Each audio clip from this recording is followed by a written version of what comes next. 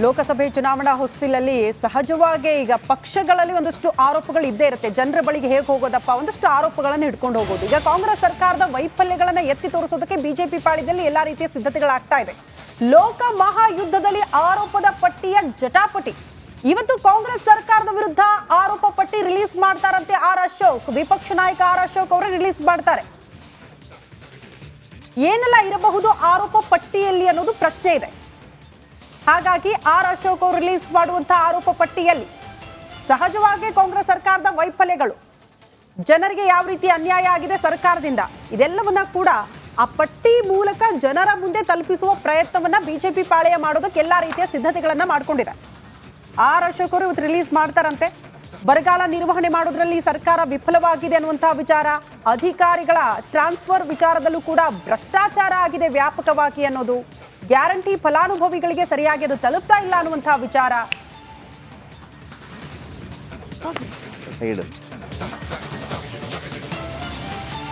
Okay, ಇದರ ಕೆಲವು graphics point ನಿಮ್ಮ ಮುಂದೆ ಇಡ್ತಾ ಹೋಗ್ತೀನಿ ನೋಡಿ.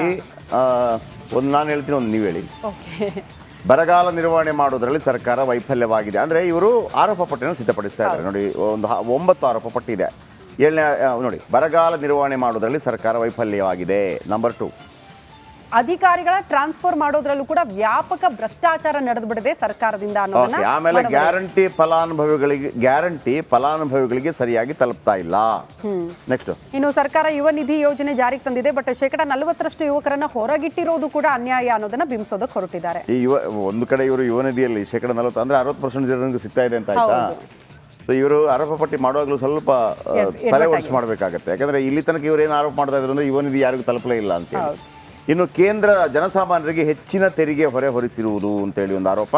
ಆ ನಂತರ ಕೇಂದ್ರ ಅನುದಾನದಲ್ಲಿ ಸುಳ್ಳು ಅಂಕಿ ಅಂಶ ಅಪಪ್ರಚಾರ ಮಾಡಲಾಗ್ತಾ ಇದೆ ಅಂತ. ಓಕೆ, ಈ ಕೇಂದ್ರ ಅನುದಾನ ವಿಚಾರಕ್ಕೆ ಸಂಬಂಧಪಟ್ಟ ಹಾಗೆ ಮೊನ್ನೆ ಓಪನ್ ಆಗಿ ಚರ್ಚೆ ಕರೆದಿದ್ರು ಯಾರು, ಕೃಷ್ಣ ಬೈರೇಗೌಡರು.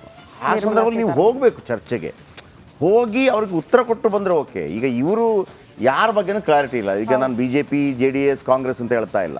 ಅಂಕಿಅಂಶ ಸರ್ಕಾರಕ್ಕೆ ನಿಜಾನ, ಕೇಂದ್ರ ಸರ್ಕಾರದ ನಿಜಾನ, ಪಬ್ಲಿಕ್ ಜನಗಳಿಗೆ ಡೌಟ್ ಇದೆ. ಅದನ್ನು ಕ್ಲಾರಿಟಿ ಮಾಡಬೇಕಾದವರು ಯಾರು? ಎಲ್ಲರೂ ಕೂಡ ಅಡ್ಡಗೋಡೆ ಮೇಲೆ ದೀಪ ಇಟ್ಟಾಗ ಎಲ್ಲರೂ ತಪ್ಪಿಸ್ಕೊಳ್ಳುವಂಥ ಪ್ರಯತ್ನ ಮಾಡ್ತಾ ಇದ್ದಾರೆ ಅಂತ ಡೌಟ್ ಬರುತ್ತೆ. ಇನ್ನು ಪಾಕಿಸ್ತಾನ ಜಿಂದಾಬಾದ್ ಘೋಷಣೆಯಲ್ಲಿ ಕ್ರಮ ಕೈಗೊಂಡಿಲ್ಲ. ಹೌದು, ಅದರ ಬಗ್ಗೆ ಏನೂ ಆಗಲೇ ಇಲ್ಲ ಅಲ್ವಾ? ಕರೆಕ್ಟ್. ಇನ್ನು ಕೆಫೆ ಸ್ಫೋಟದಲ್ಲೂ ಕೂಡ ಆರೋಪಿಗಳ ಪರ ಓಲೈಕೆಯ ಹೇಳಿಕೆಗಳು ಬರ್ತಾ ಇದೆ ಕಾಂಗ್ರೆಸ್ ಪಾಳೆಯದಿಂದ ಅನ್ನೋದು. ಇಲ್ಲೂ ಅಷ್ಟೇ. ಈಗ ಕೆಫೆ ಈಗ ಬ್ಲಾಸ್ಟ್ಗಳು ಈ ಹಿಂದೆ ಆಗಿಲ್ಲ ಅಂತಲ್ಲ, ಈ ಹಿಂದೆ ಕೂಡ ಇಲ್ಲಿ ಬಿಜೆಪಿ ಸರ್ಕಾರದ ಅವಧಿಯಲ್ಲಿ ಕೂಡ ಆಗಿದೆ, ಮತ್ತೊಂದಾಗಿದೆ. ಆದರೆ ಅಗ್ರಿ, ಈ ಪರವಾದ ಓಲೈಕೆ ಯಾಕೆ ಮಾಡ್ತೀರಿ? ಅವ್ರು ಮಾಡಿರ್ಲಿಕ್ಕಿಲ್ಲ, ಅದಕ್ಕಿಂತ ಮೊದಲೇ ಹೇಳೋದು ಇದೊಂದು ಸಣ್ಣ ವಿಚಾರ, ಆಮೇಲೆ ಅದು ಬಿಸ್ನೆಸ್ ಕಾರಣಕ್ಕಾಗಿ ಆಗಿದೆ, ಆಮೇಲೆ ಅವರು ಬ್ರದರ್ಸು, ಹಿಂಗೆ ಯಾಕೆ? ಅದರಲ್ಲಿ ನಿಜವಾಗ್ಲೂ ಅತ್ಯದ್ಭುತವಾಗಿ ನಡ್ಕೊಂಡಿದ್ದು ಸಿದ್ದರಾಮಯ್ಯನವರು ಮಾತ್ರ. ಸಿದ್ದರಾಮಯ್ಯನವರು ಅವತ್ತು ಪಾಕಿಸ್ತಾನ ಜಿಂದಾಬಾದ್ ಹೇಳುವಾಗಲೂ ಕೂಡ ಅವರು ಅತಿರೇಕದ ಹೇಳಿಕೆಗಳನ್ನು ಕೊಟ್ಟಿಲ್ಲ. ಅತಿರೇಕದ ಹೇಳಿಕೆ ಕೊಟ್ಟಂತ ಎಲ್ಲ ಕಾಂಗ್ರೆಸ್ ನಾಯಕರು ಮತ್ತೆ ಚುಪ್ಪಾಗ್ಬಿಟ್ರು. ಅವ್ರು ಮಾಡಿಲ್ಲ ಬಂತಲ್ಲ, ಆಗ ನೀವು ಹೇಳಬೇಕಲ್ಲ, ಹೌದಾ ನಾವು ಮಾಡಿಲ್ಲ ಅಂತ ಹೇಳಿದ್ವಿ, ಅವ್ರು ಮಾಡಿದ್ದಾರೆ, ಅವರ ವಿರುದ್ಧ ಕ್ರಮ ಕೈಗೊಳ್ಳಿ, ಶಬಾಷ್ ಅಂತಾರೆ ಜನ. ನೀವು ತಪ್ಪಿಸ್ಕೊಂಡು ಯಾಕೆ ಓಡಾಡ್ತೀರಿ? ಇನ್ನು KPSCಯಲ್ಲಿ ಇಂಜಿನಿಯರ್ಗಳ ಆಯ್ಕೆ ಪಟ್ಟಿ ಕಳವು ಆರೋಪ. ಬನ್ನಿ ಇದರ ಬಗ್ಗೆ ಇನ್ನಷ್ಟು ಸ್ವಲ್ಪ ಬ್ರೀಫ್ ಆಗಿ.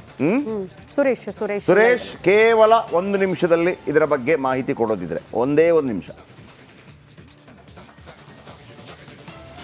ಎಸ್, ಜಯಪ್ರಕಾಶ್ ಶೆಟ್ಟಿ, ಕಳೆದ ಕಾಂಗ್ರೆಸ್ ಸರ್ಕಾರ ಅಧಿಕಾರಕ್ಕೆ ಬಂದಂತಹ ಸುಮಾರು 9 ತಿಂಗಳ ಅವಧಿಯಲ್ಲಿ ಯಾವ ರೀತಿಯಾಗಿ ಆಡಳಿತದಲ್ಲಿ ವೈಫಲ್ಯ ಆಗಿದೆ ಅನ್ನೋದರ ಕುರಿತು ಇವತ್ತು ಆರ್ ಅಶೋಕ್ ವಿರೋಧ ಪಕ್ಷದ ನಾಯಕರು ಇವತ್ತು ಒಂದು ಆರೋಪಗಳ ಪಟ್ಟಿಯನ್ನು ಇವತ್ತು ಬಿಡುಗಡೆ ಮಾಡ್ತಾ ಇದ್ದಾರೆ. ಸುಮಾರು 11 ಗಂಟೆಗೆ ಇವತ್ತು ಈ 11 ಗಂಟೆಗೆ ಬಿಡುಗಡೆ ಆಗುವಂತಹ ಪಟ್ಟಿಯಲ್ಲಿ ಬಹುತೇಕ ಸರ್ಕಾರದ ವಿರುದ್ಧ ಒಂದು ರೀತಿಯಲ್ಲಿ ಸರ್ಕಾರಕ್ಕೆ ಚಾಟಿ ಬೀಸುವ ರೀತಿಯಲ್ಲಿ ವಿರೋಧ ಪಕ್ಷದ ನಾಯಕರು ಇವತ್ತು ಪಟ್ಟಿಗಳನ್ನು ಬಿಡುಗಡೆ ಮಾಡೋದು. ಸುಮಾರು 10 ರಿಂದ 15 ಅಂಶಗಳ ಒಂದು ಉಲ್ಲೇಖ ಇರುವಂತಹ ಸಾಧ್ಯತೆಗಳಿರ್ತಕ್ಕಂಥದ್ರಲ್ಲಿ ಪ್ರಮುಖವಾಗಿ ಬರಗಾಲ ನಿರ್ವಹಣೆಯಲ್ಲಿ ಯಾವ ರೀತಿಯಾಗಿ ಸರ್ಕಾರ ವೈಫಲ್ಯ ಆಗಿದೆ, ಈವರೆಗೂ ಕೂಡ ರೈತರಿಗೆ ಮೇವು ಬ್ಯಾಂಕ್ಗಳನ್ನು ಸ್ಥಾಪನೆ ಮಾಡದೇ ಇರೋದಿರ್ಬೋದು, ಅಥವಾ ರೈತರಿಗೆ ಸರಿಯಾಗಿ ಬರ ಪರಿಹಾರವನ್ನು ಕೊಡದೇ ಇರುವಂತಕ್ಕಂಥದ್ದು, ಜೊತೆಗೆ ಕೇಂದ್ರ ಸರ್ಕಾರದ ವಿರುದ್ಧ ಸುಳ್ಳು ಆರೋಪಗಳನ್ನು ಮಾಡ್ತಾ ಇರ್ತಕ್ಕಂಥದ್ದು. ಅಂದರೆ ಕೇಂದ್ರ ಸರ್ಕಾರ ಕೊಡ್ತಾ ಇರುವಂಥ ಅಂಕಿಅಂಶಗಳೇ ಬೇರೆ, ರಾಜ್ಯ ಸರ್ಕಾರ ಹೇಳ್ತಾ ಇರುವಂಥ ಅಂಕಿಅಂಶಗಳು ಬೇರೆ. ಈ ಕುರಿತಂತೆ ಕೂಡ ಒಂದು ಇವತ್ತು ಅಂಶಗಳನ್ನು ಉಲ್ಲೇಖ ಮಾಡುವಂಥ ಸಾಧ್ಯತೆ ಆರ್ ಅಶೋಕ್ ಅವರು. ಇದರ ಜೊತೆಗೆ ಈಗಾಗಲೇ KPSC ಏನ್ ಮಾಡ್ತಾರೆ, ಆರೋಪ ಪಟ್ಟಿ ಅಂದ್ರೆ ಏನ್ ಮಾಡ್ತಾರೆ ಇದನ್ನ ಕೇವಲ ಹೇಳಿಕೆಯನ್ನು ಬಿಡುಗಡೆ ಮಾಡಿ ಇದನ್ನ ಜನರ ಮುಂದೆ, ಅಂದ್ರೆ ಈ ಲೋಕಸಭಾ ಚುನಾವಣೆಯಲ್ಲಿ ಇರೋದ್ರಿಂದ ಈ ಒಂದು ಹೇಳಿಕೆ ರೂಪದಲ್ಲಿ ಜನರಿಗೆ ತಿಳುವಳಿಕೆ ಮಾಡತಕ್ಕಂಥದ್ದು. ಈ ನಿಟ್ಟಿನಲ್ಲಿ ಇವತ್ತು ಆರೋಪ ಪಟ್ಟಿಯನ್ನು ಬಿಡುಗಡೆ ಮಾಡ್ತಾ ಅಂದ್ರೆ ಇರ್ತಕ್ಕಂಥ ಆರೋಪ ಅದಕ್ಕೆ ಬುಕ್ಲೆಟ್ ಆ ಥರ ಏನಾದ್ರು ಇರುತ್ತೆ ಹೆಂಗೆ?